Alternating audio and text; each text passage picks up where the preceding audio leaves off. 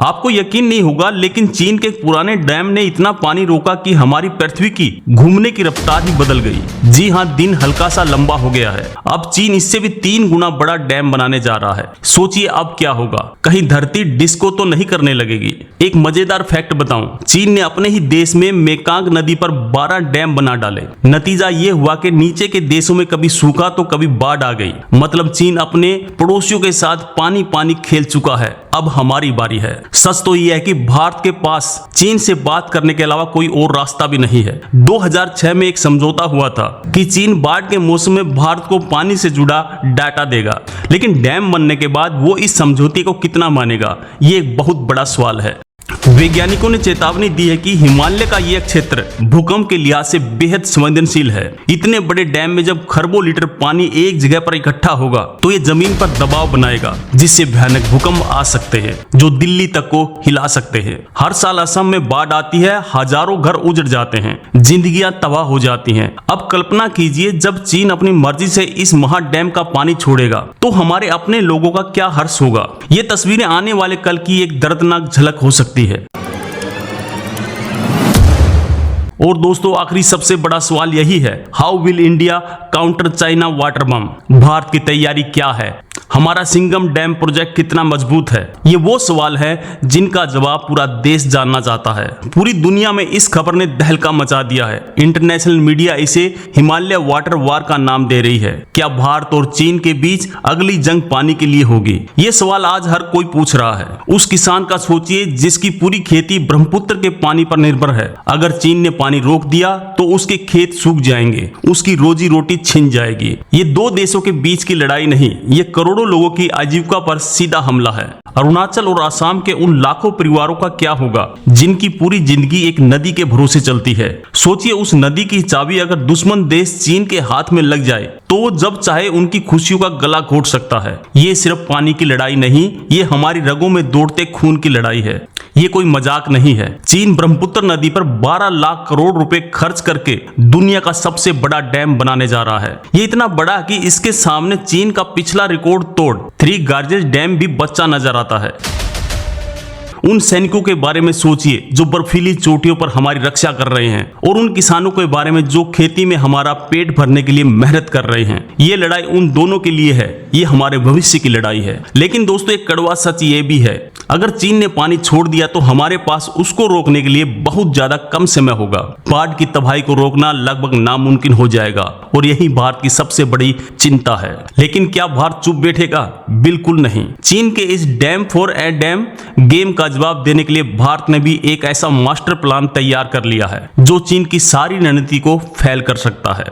भारत अब अरुणाचल में अपना खुद का एक विशाल डैम बनाने जा रहा है। दोस्तों, क्या आप जानते हैं चीन एक ऐसा हथियार बना रहा है जिसके सामने एटम बम भी खिलौना लगे। एक ऐसा वाटर बम जो बिना आवाज किए भारत के करोड़ों लोगों की जिंदगी को एक झटके में तबाह कर सकता है। ये पाकिस्तान के उस बदले की कहानी है जो चीन भारत से लेने जा रहा है। चीन की इस चाल के पीछे असली मास्टरमाइंड कौन है? क्या ये सिर्फ एक हाइड्रो पावर प्रोजेक्ट है या फिर भारत के खिलाफ एक सोची समझी साजिश? परतें धीरे धीरे खुल रही हैं। दुनिया भर के एक्सपर्ट का मानना है कि चीन का ये कदम सिर्फ बिजली बनाने के लिए नहीं, इसके पीछे गहरा जियोपॉलिटिक्स मकसद है। वो भारत को घेरने के लिए पानी को एक हथियार की तरह इस्तेमाल कर रहा है। लेकिन इसका अंजाम क्या होगा? कहते हैं दोस्त वही जो मुसीबत में काम आए। भारत ने जैसे ही पाकिस्तान का सिंधु नदी का पानी रोका, चीन अपने दोस्त के लिए वाटर बम का तोहफा तैयार लेकर हाजिर हो गया। दोस्ती हो तो ऐसी, क्या कहते हैं आप?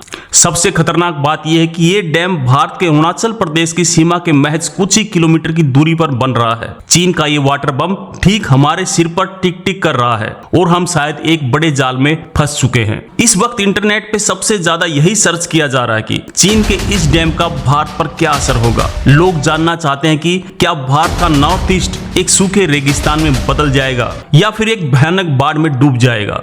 भारत ने इस पर कड़ी आपत्ति जताई। हमारे विदेश मंत्रालय ने साफ कह दिया है कि चीन को कोई भी ऐसा कदम उठाने से पहले निचले राज्यों यानी भारत और बांग्लादेश के हितों का ध्यान रखना होगा। ये भारत की तरफ से एक सीधी और सख्त चेतावनी है। अंत में बस यही दुआ है कि पानी की हर एक बूंद जिंदगी बचाए। तबाह न करे। हमारे नॉर्थ ईस्ट के भाई बहनों की सुरक्षा और खुशहाली हमारी पहली प्राथमिकता होनी चाहिए। जब पानी सर से ऊपर चला जाता है तो इंसानियत डूबने लगती है। हमें यह समझना होगा कि पानी जिंदगी है, रियासत नहीं। उम्मीद है कि चीन इस बात को समझे इससे पहले कि बहुत ज्यादा देर हो जाए। वैसे दोस्तों, क्या आप जानते हैं कि ब्रह्मपुत्र नदी का 60% से ज्यादा पानी भारत में ही उसकी सहयोगी नदियों में से आता है। मतलब चीन भले ही ऊपर से नल बंद कर दे, लेकिन हमारे पास अपना खुद का पावर बैंक है। इस मुद्दे पर आपका क्या सोचना है? क्या भारत को चीन के खिलाफ कड़े कदम उठाने चाहिए? नीचे कमेंट में जरूर बताएं। याद रखिए, नदियां किसी देश की जागीर नहीं होती, वो पूरी इंसानियत की धरोहर होती हैं। जब एक देश अपनी ताकत के घमंड में प्रकृति के इस प्रभाव को रोकता है तो वो सिर्फ पानी नहीं रोकता, वो करोड़ों लोगों की उम्मीदें और सपनों को भी बांध देता है। अगर आपको लगता है कि भारत को इस मुद्दे को अंतर्राष्ट्रीय मंच पर उठाना चाहिए तो इस वीडियो को ज्यादा से ज्यादा शेयर करें। लोग ये जानना चाहते हैं कि इस वाटर बम का असर भारत और चीन के व्यापार पर क्या पड़ेगा। क्या भारत चीन पर आर्थिक प्रतिबंध लगाएगा? ये आने वाला वक्त ही बताएगा। तो सवाल यह है कि चीन आखिर चाहता क्या है? क्या वो भारत को झुकाना चाहता है, या फिर ये साउथ ईस्ट एशिया में अपनी दादागिरी साबित करने का एक नया तरीका है? इस डैम के पीछे की असली कहानी अभी सामने आनी बाकी है। तो क्या होगा आगे? क्या भारत का काउंटर डैम चीन को रोक पाएगा, या फिर ये वाटर बम एक ऐसी तबाही लाएगा जिसकी हमने कल्पना भी नहीं की है? इस कहानी का क्लाइमैक्स अभी बाकी है। चौंकाने वाली बात यह है कि इस प्रोजेक्ट के बारे में ज्यादातर जानकारी गुप्त रखी गई है। चीन दुनिया को नहीं बता रहा कि वो असल में कितना बड़ा और कितना खतरनाक डैम बना रहा है। दोस्तों, इस पूरी लड़ाई में एक सच छिपाया जा रहा है। ये डैम सिर्फ पानी नहीं रोकेंगे, ये पूरे हिमालय के इकोसिस्टम को बर्बाद कर देंगे। मछलियों की हजारों प्रजातियां, करोड़ों पेड़ पौधे और पूरा पर्यावरण एक बड़ी तबाही की कगार पर खड़ा है। एक नदी दो देशों को जोड़ सकती है और तोड़ भी सकती है। ये हम पर निर्भर करता है कि हम उसे जीवन स्रोत बनाते हैं या विनाश का हथियार। तो दोस्तों, ये थी चीन के वाटर बम की पूरी कहानी। भारत का जवाब तैयार है, लेकिन लड़ाई अभी बहुत लंबी चलेगी। इस जियोपॉलिटिक ट्रेलर का अगला एपिसोड क्या होगा, ये देखना बहुत दिलचस्प होगा। चीन की हरकतें बिल्कुल उस पड़ोसी जैसी है जो अपनी पानी की टंकी की चाबी अपने पास रख ले और बोले,